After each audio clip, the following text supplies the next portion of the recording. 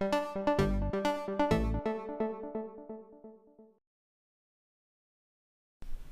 the G82 counter bore cycle. What is it? How does it work? Let's have a look. Believe it or not, our G code for the counter bore cycle is G82. The X and Y positional units are optional, but we can add them to this line to tell the machine the position of the first hole that we wish to counterbore.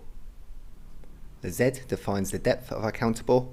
This is taken from the machine datum Z0, which is usually the face of the component. R is our retract value, the same as G81.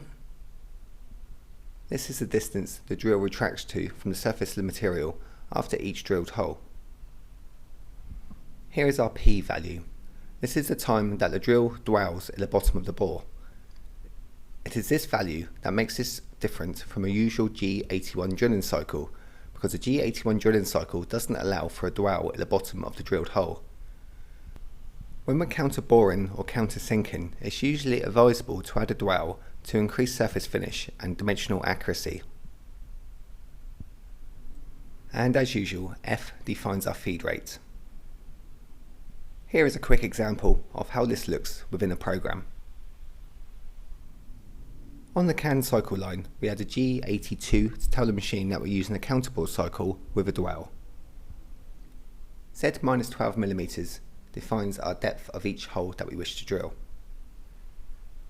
R is our retract value, the distance that the drill retracts between each counterbore.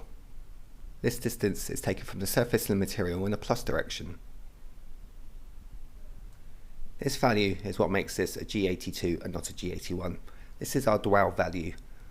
The value is in milliseconds, so 500 milliseconds will be half a second that the drill dwells for at the bottom of the counterbore before it rapids away to the R1 value. And as usual, F is our feed rate command. We can also add the G98 and G99 commands to hop over any clamps to retract the drill further if we need to, the same as the G81 cycle. Here I've inserted the G98 and G99 G codes in the correct place to avoid this clamp on the drawing.